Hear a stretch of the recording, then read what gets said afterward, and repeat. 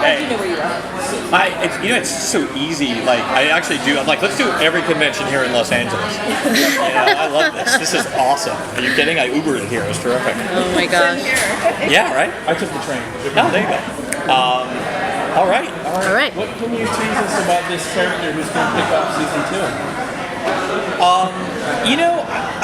I really can't tease anything because I'm not a big fan of casting breakdowns being news releases. Like, that's obviously not how they're intended. So I'm gonna go with no comment. Leading into the finale, then we know you're working on it now. Yes. What excites you most about the finale? I think probably it feels like our greatest hits. Like, it really feels like a season finale in the sense that there's references to almost every episode that we've had leading up to it, and it's a time travel show, so we might even be revisiting some seminal moments of the first season, which is something that not a lot of shows can do.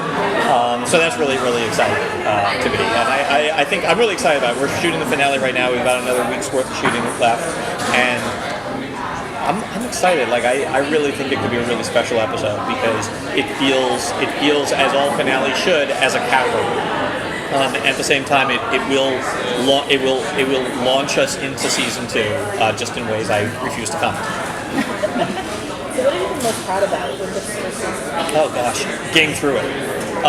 No, in all honesty, because here's the thing. Like, we did something that was not easy to do, which is we did a 2-part crossover with Arrow and Flash, which actually, from a scheduling perspective, was really a 3-way crossover because we had to cross over characters who were appearing in Legends in the 2 crossover episodes, and like Steven appeared in Legends, and so Neil McDonough, and Neil McDonough also appeared on Flash. So from a scheduling perspective, oh, by the way, this is all happening while we're producing a 2-hour pilot of a show of this magnitude. Like, so honestly, I'm probably proudest of the fact that we pulled it off.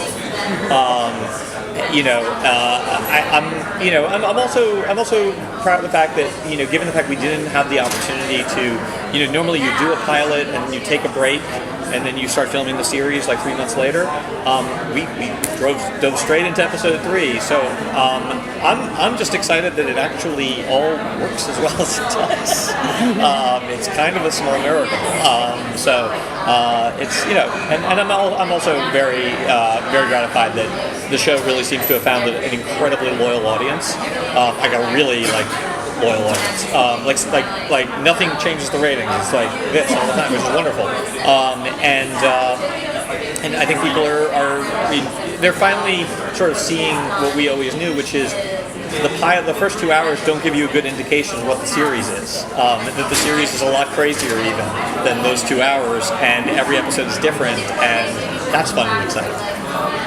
Which of the relationships in the show should fans look out for in the next few episodes? We're definitely going to be developing the relationship between Kendra and Ray. That's going to take some interesting twists and turns and ups and downs. The fans of the Sarah and Snart, I will say, interaction are not going to be disappointed. That said, it'll be their interactions will be very much in keeping with their characters. Neither one are particularly lovey-dovey people. I'll leave it at that. That's probably. Oh, and I think we're going to be dealing with the further repercussions of the Snart and Rory breakup from episode 7. We're gonna see how that affects Snart's place on the team. We alluded to it a bit in episode 8, and there are still some pretty big consequences for that are coming. It looked like he was killed at the end of episode 7. Now that said, I will say it's a time travel show, so the fact is that death on this show is very different because you can jump backwards in time to the period before Rory dies to meet him during season 1 of The Flash. I'm not saying that's what we're doing. I'm just saying that's what we could do. and you'll have to see.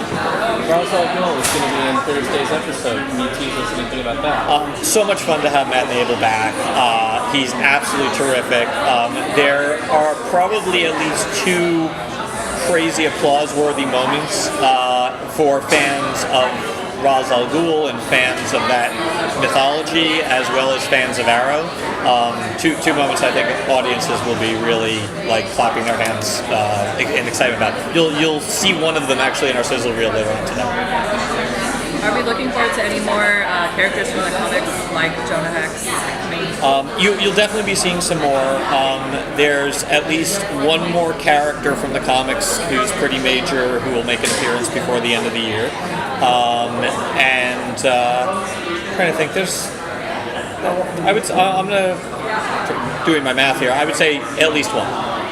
Let's stick with that. When you look back at the first season at the end of it, which episode are you most proud of or most excited about? Oh, good question.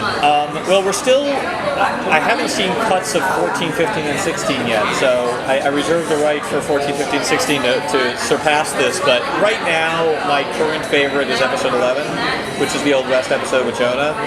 It's just, in a first-year show, you're always discovering the show. Like, the audience is discovering it, but we as writers and producers are discovering what works, what doesn't work, and you sort of wait to do an episode post the pilot where everything clicks. And like in season 1 of Arrow is episode 18. I think for Legends it's episode 11, where just everything falls right into place. Thanks, everyone. Thanks, guys. Thank you very much.